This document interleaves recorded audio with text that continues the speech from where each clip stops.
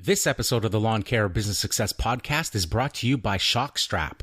Shock straps are the unique shock-absorbing tie-down that feature a built-in urethane shock absorber made to keep tension on the strap and your load secure. With over 100,000 satisfied clients and 14 years of secure loads, Shock straps are built to last. Go check them out at shockstrap.com.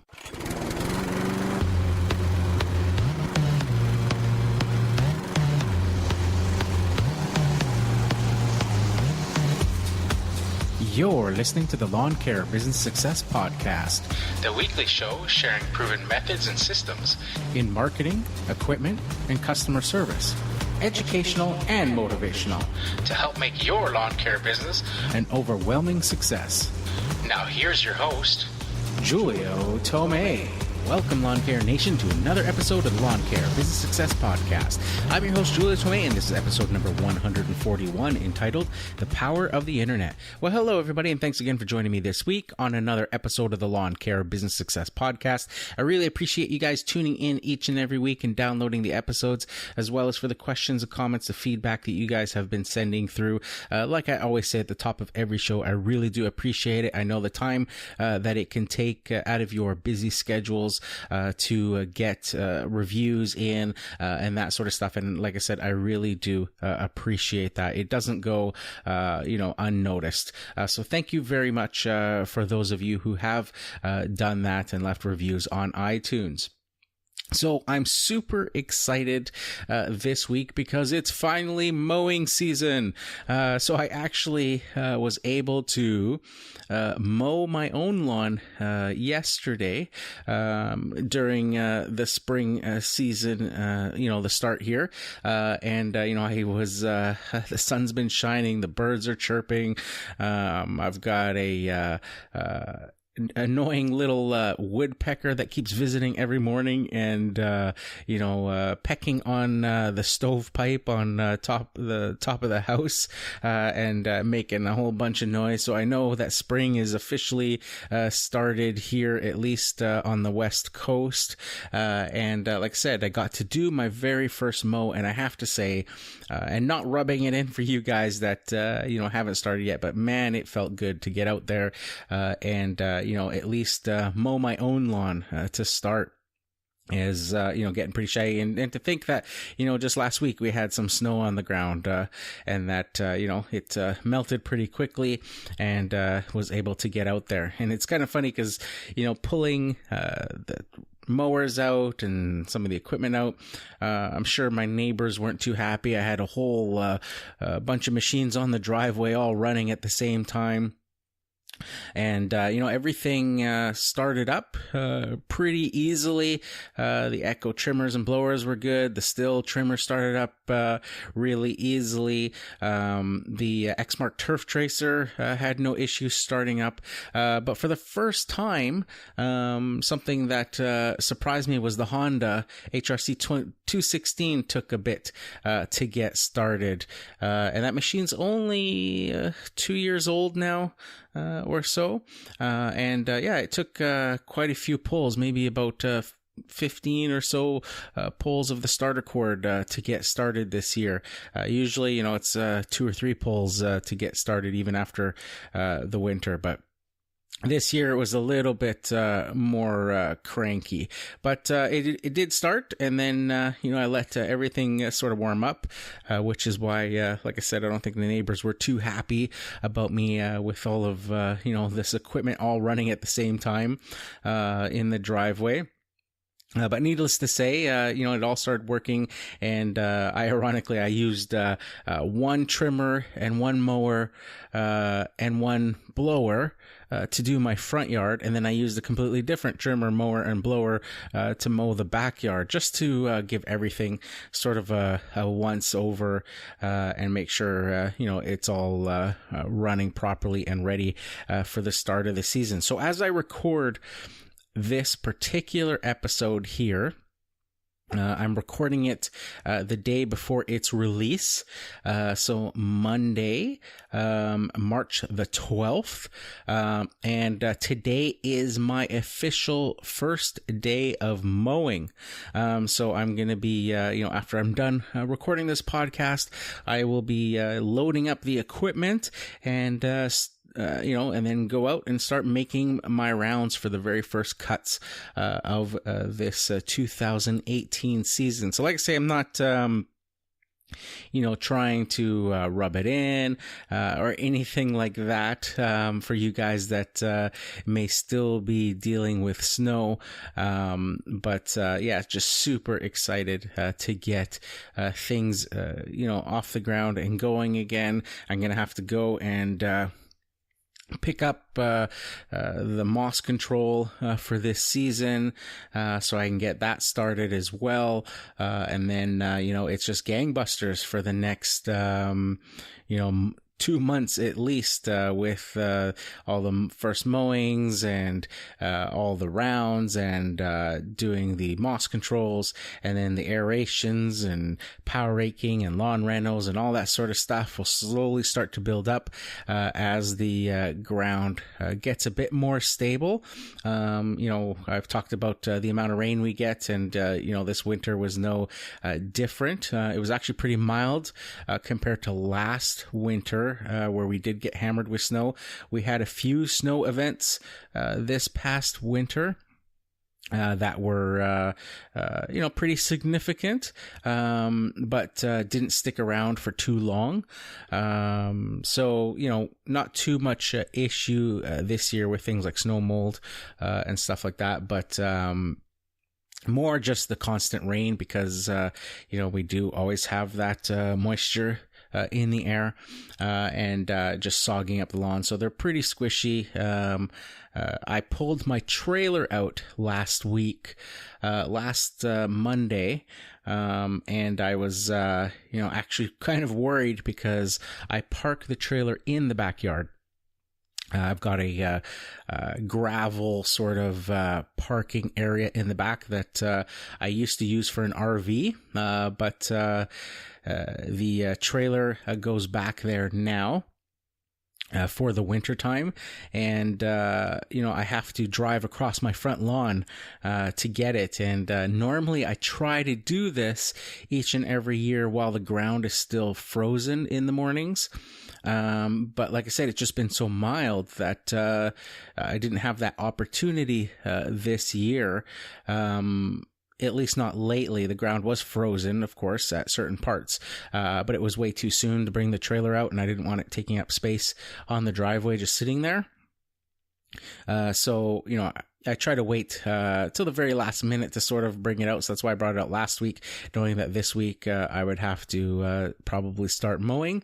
And I had to drive across the lawn, and luckily it wasn't too bad. It hadn't rained for a few days before, but the tires on the truck did rut the lawn a little bit, just the weight. I tried to go pretty gentle on it, and I actually have to, with the truck, because the ground is so soft, I have to actually put the truck in 4-wheel drive and back the truck up all in one motion without stopping, just so that, I don't tear up the lawn. So if I can get it, going in one sort of, one single motion from the time I hit the lawn to the, where I get to on the back, I can get the back wheels up on the gravel area where the trailer is.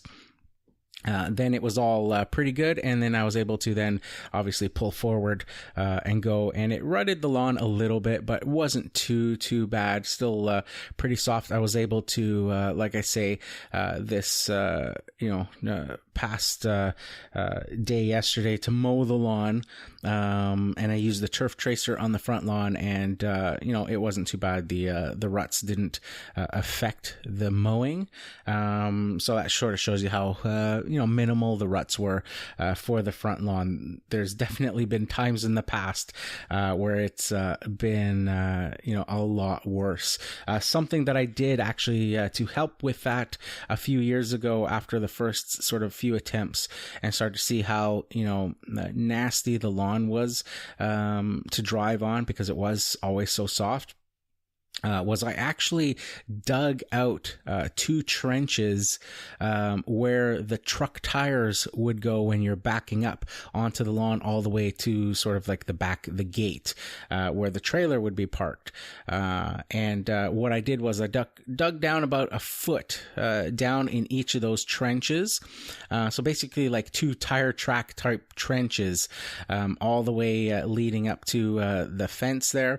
And I put in about 6 inches or so, maybe even more, maybe 8 inches of road base, and then compacted it down and gave myself sort of a solid surface to be able to drive on.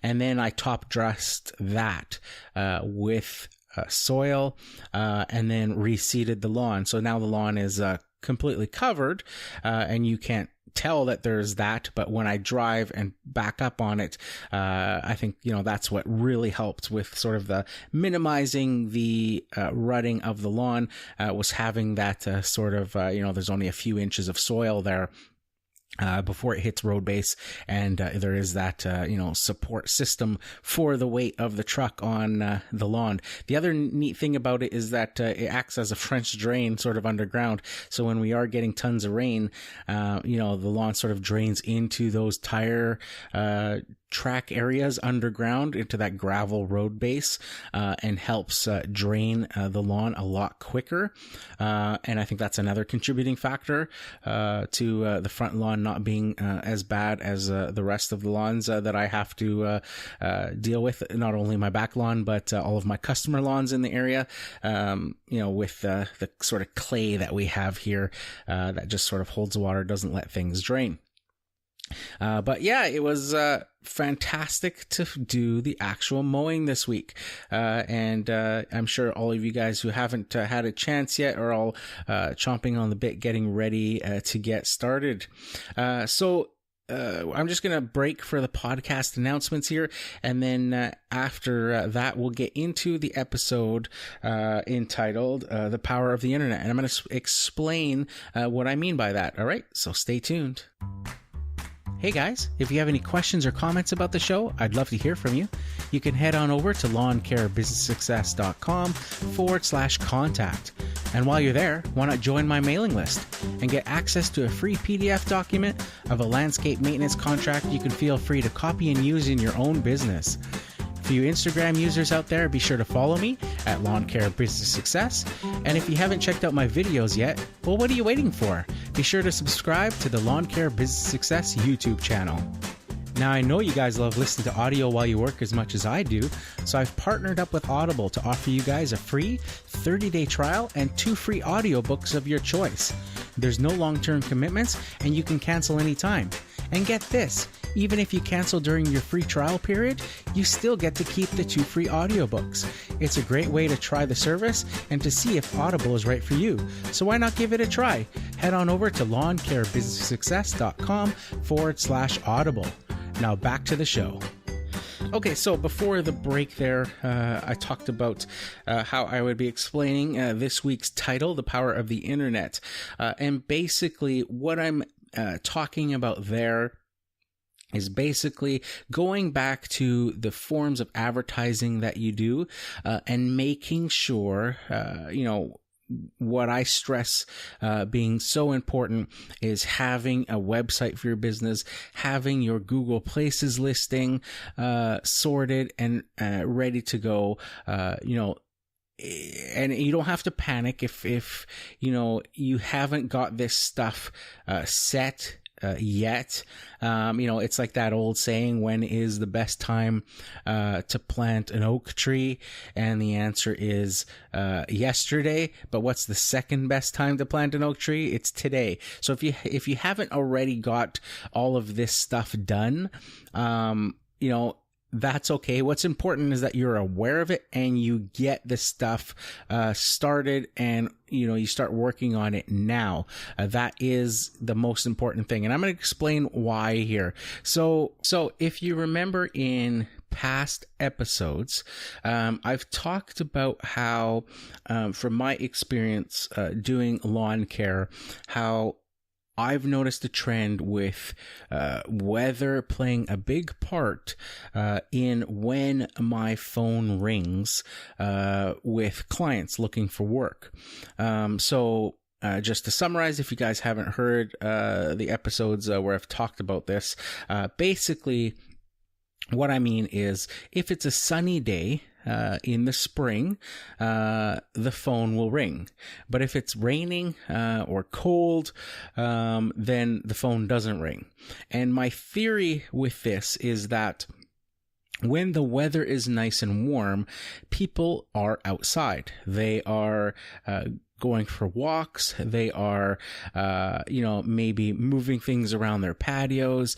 They are maybe cleaning up some stuff in their front yards, and they notice what needs to be done. And when the weather is nasty, it's raining and stuff, people aren't outside. They'll come home from work, and they, for the most part, will just get out of the car and, run to the front door. Or if they have, a garage built in, they just drive the car right into the garage, close the garage door. They don't even spend any sort of time outside. A lot less people are going for walks in the rain. That is essentially my theory for why the calls, are so weather dependent. It's just, like I said, people just being outside and being aware of, what needs to be done around their homes. So the interesting thing here, and sort of the proof to this, is that over this past weekend, like I said, I mowed my lawn for the first time this season. Like I said, it was the very first sort of really nice weekend here, sort of to the start of spring. The birds are singing and all that sort of stuff, like I said, and people were outside. I was running some errands, taking, kids to soccer and things like that, and just, driving through the neighborhood, I noticed just more people outside. And the interesting thing about this, and why I say, that the internet, or the power of the internet, is so important, is that, I've done no advertising this year, so far. No, nothing that I've gone, above and beyond to do. I haven't put out postcards. I haven't gone door to door. I haven't put out any signs on the road. I've done literally nothing for the start of this year. And yet, on that very first day, very first weekend of nice weather, I've got 5 calls just in the past 2 days for people, and this is all through my website, that people have left submissions requesting a free quote for weekly lawn maintenance. So these are people I'm going to have to call right after I'm done recording this podcast, and to set up sort of appointments to go look at their lawns and quote them for lawn care for this year. But that shows you there the power of the internet, because like I said, I've done nothing. I have that website in place that I built a few years ago, and even then I don't tend to even tweak it too much. I'll update some portions of it throughout the year, but not constantly on there. My Facebook page for my business is pretty stagnant, and yet, when I look at sort of the stats for that, it'll tell you how many new views and visits you get to your page and stuff like that. And, even though I'm not doing anything with that, there's always traffic going to that as well. So it just shows you the power of the internet, and whether they're going to the Facebook page and they're seeing, that few photos that are up there, and then it has the link to the actual website where they can go to find information Same with the Google Places listing, and this is another one. Like I've explained here, why this one is so important, and that's basically because when you are searching, particularly with a mobile device, which is so important these days. It's, so a well adopted technology. Everybody seems to have smartphones now, and people are searching on their smartphones. It's such commonplace. I know I do probably, 90% of my web browsing is probably on my smartphone now. The neat thing about Google Places, because of, the GPS and all that sort of stuff, when you are searching in those, search terms like, lawn mowing, lawn care companies, that sort of stuff, not only will it give you the listing of, I guess, websites that are relevant to your search terms that you're putting in, but it also gives you those businesses listings above those search terms with this sort of Google Maps listing there, where you see the Google map and it sort of has like the little pinpoint pointers on the map with the different businesses listed. And the neat thing about Google Places is, with your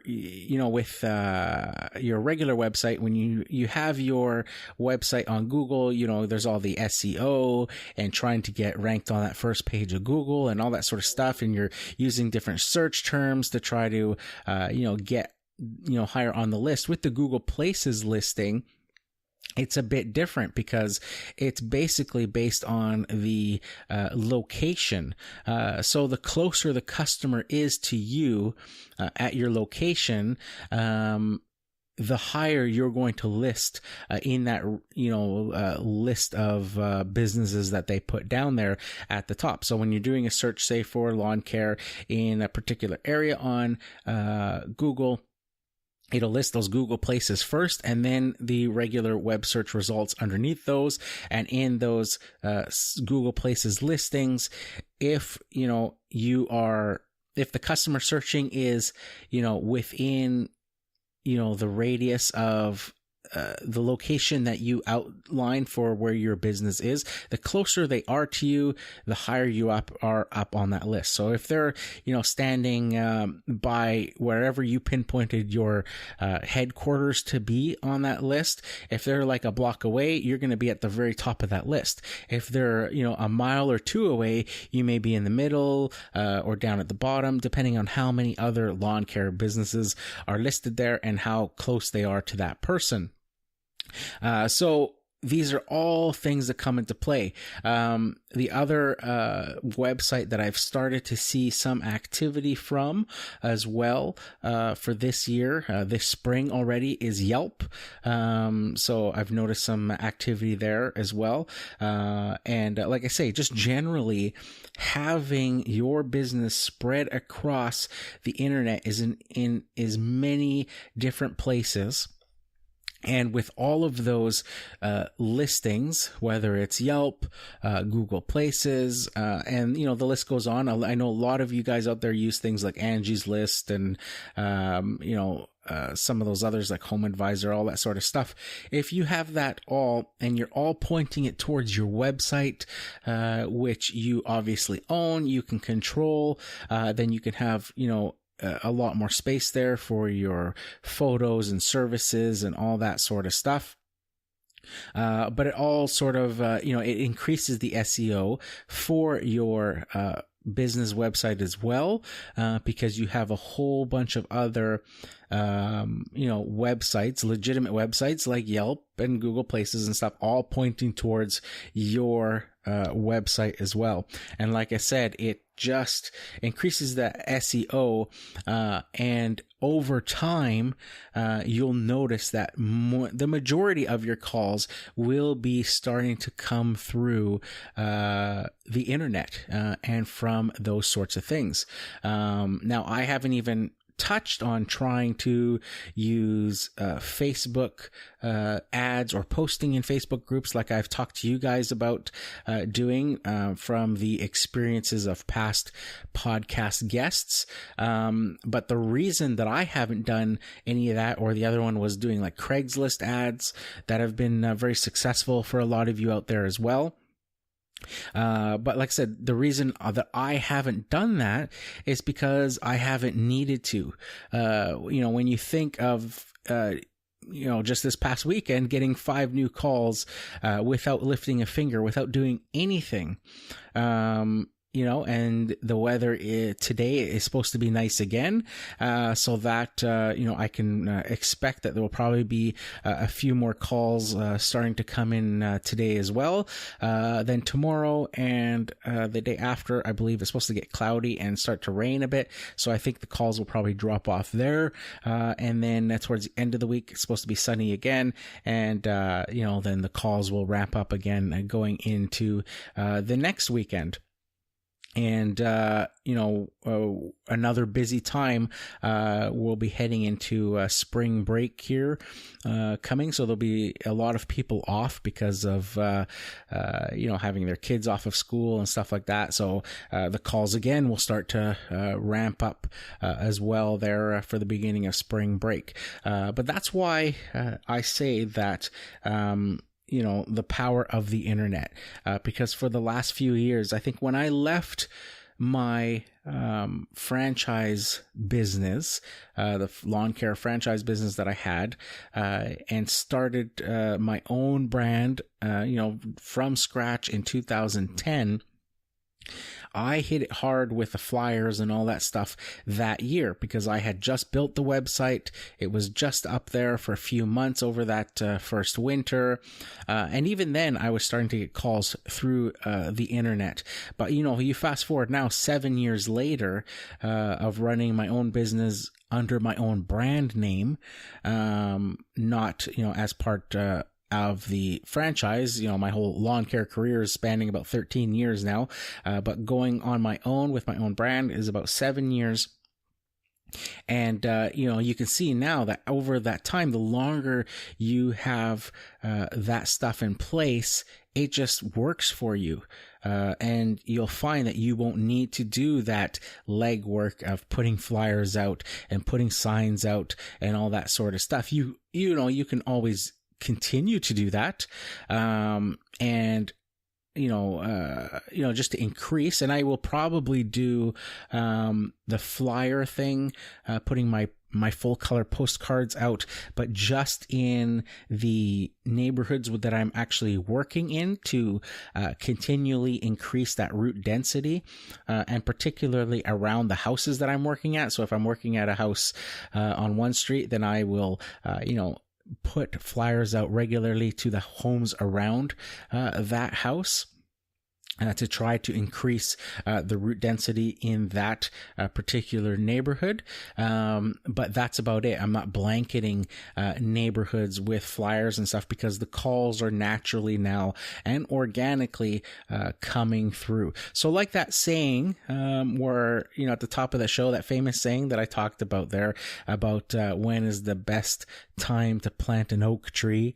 And the saying is that it was 20 years ago was the best time because that tree would now be fully established and, fully grown and giving you all the benefits of that tree and the shade and all that sort of stuff. But when is the second best time to plant that tree? Well, right now, when you're thinking about it, you can't go back in the past, and, worry about you didn't get your internet, your website set up. You didn't get, your Google Places listing and stuff in time for the start here of the season. But that shouldn't stop you from getting it done right now. And, working on it with, every free moment that you have, and getting it done, because the sooner you get it done, the quicker you will start to, get those benefits, and, get that done. Without it, it's such a struggle to, build up that base each and every year and to renew those, clients that you may lose each and every year, just from the natural sort of progression of your client list. People move, people pass away, and you're constantly replenishing about 10% of your client list each and every year for your regular mowing clients. And you want to make sure, it's so nice to basically have that on autopilot and not have to worry about it or deal with it. So I would make sure that, if you guys haven't done so already, to make sure you get that stuff in motion. If you need help or assistance with getting a website done and all that sort of stuff, you don't know where to start, you've never done it, it's not as intimidating as you may think. I would absolutely recommend that you guys use WordPress for your website. So WordPress basically is a piece of software. It's usually provided for free, and it gets installed on your web host. And basically, it was the original blogging software. And it just makes web site building super easy. You can pick different themes. You can pick all sorts of plugins, which are customized pieces of software that do a specific task. And it's as easy as going to almost like an app store, where you log in your WordPress website, you go to the plugin section, you browse the plugins available, and they call it the plugin depository, I think, where they're all there, and you search for the plugin that you're looking for. You can, see YouTube videos on different plugins and stuff, and then you basically click to install it. It installs it in your WordPress. It's like so simple. It's all pretty much automatic. You activate the plugin, that gets it running, and then you just go into the settings and configure it the way that you want.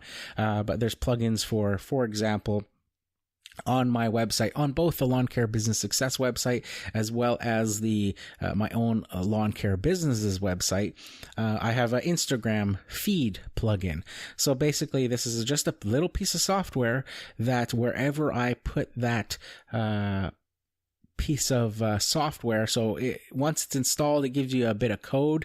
You go into your settings and you set that plugin on how you want it to look. So for me, I set it to display my 3 most recent Instagram posts in a line together. So to show the 3 photos, and it gives them a button to click where they can go to the Instagram and follow me and that sort of stuff. And basically, once I configure how I want it to look, it gives me just a little line of code that I can copy and paste it into my website wherever I want it to show up. And basically you paste it in, boom, done. You've got this Instagram feed there, all nice and shiny and polished looking. And every time I post a photo to my Instagram, account, it automatically shows up on my website. Super easy. And you're constantly basically updating your website without actually having to go into the website and add new content and stuff. It's always sort of changing there because of that, Instagram feed is always giving it a new, fresh look. And just makes things easy. And all of the other plugins work the same. I've talked about that Jotform plugin that I've used, where I make a Jotform account, free Jotform account. This is the software that I use. It's a form building software. It lets you make customizable forms that you can then place on your website. So basically, when I use this for the free estimate section of my website. So when a customer goes to my website and they click free estimate, it brings them to a Jotform, and basically it gets them to, put their name, their address, their email address, a phone number, what city or area they are from, and then a drop down sort of list, or just a checklist of all of the services that I offer, and for them to check what they want a estimate for. And the neat thing is that you can make certain areas mandatory, like the name, the address, the email address, and all that stuff. So the form doesn't move on until they enter that information, and then they click submit. And the Jot form then gets sent to you through email, as well as there's an app you can download on your phone that'll also, ping you when somebody has left a submission for a quote. And the neat thing is that Jotform also keeps a database of all of those people that have inquired, so you can go back chronologically and see all of that customer's information and what they were looking for. So this is one example of a form. So like I said, very easy to use plugins and things to customize your website. Now, like I said, if you're just starting out and you need some help on this, I've done a couple of videos early on a few years ago and one a couple weeks ago. I did one specifically on Jotform, and it kind of shows you that. And as well, I did a tutorial video. I think it's about an hour long on how to build a basic website for your lawn care business using WordPress. And it basically walks you through the whole steps on how to sign up for, web hosting, how to install WordPress onto your website, and then how to get, some basic pages up and all that, and gives you a basic framework for building a website for your business. And I've had past guests who have, or not past guests, but past listeners who have specifically told me that they had no experience building a website and that they used my tutorial video and were able to get through it. It's not going to be easy, especially if you're absolutely new to building websites. There'll be things that'll confuse you and stuff, but not to worry. It's not that crazy. Just even when I was doing it for my first time, there was days where I would just, I couldn't figure out something, and I would just have to walk away from it for the day, and then come back fresh the next day, and I would figure it out. I'd find a YouTube video on how to figure it out and that sort of stuff. But for the basic framework there, it'll get you through. And like I said, I've had those past podcast listeners who have reached out to me and said, that they used the video and they got their website up and running with no experience at all, ever building a website ever before, ever installing something like WordPress and doing that. But the video made it pretty clear to them on how to get those steps. Of course, things change. That video was done a few years ago, and certain things may look different now. They may have changed, the way that their websites look, or the way, their whole, interface looks and stuff like that.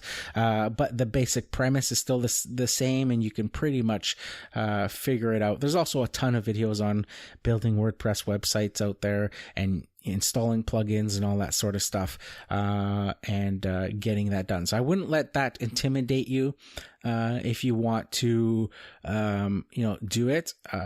There is obviously the option of paying somebody to do a website and building one for you. This is great if you want to go that route. I still prefer doing it my own, and I would advise people to do it their own, because then you can go in and change it after that. You don't have to rely on somebody else to constantly have to update your website if you need to.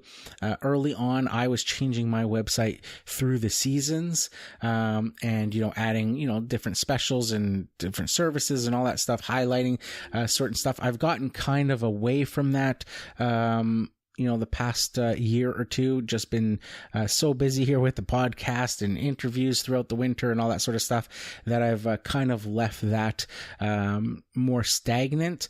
But if you are just getting started, I would say to try to do it yourself, because it'll give you ultimately way more control in the end, to be able to be in charge of all of that stuff. So hopefully this episode helped you guys out there. And like I say, I am super excited for the start of the season here. Hopefully you guys dealing with snow won't have to do that for much longer and can get out mowing as well. So that's it for this one, guys. Here's to wishing you guys all overwhelming success and freedom in your lawn care business. Bye for now.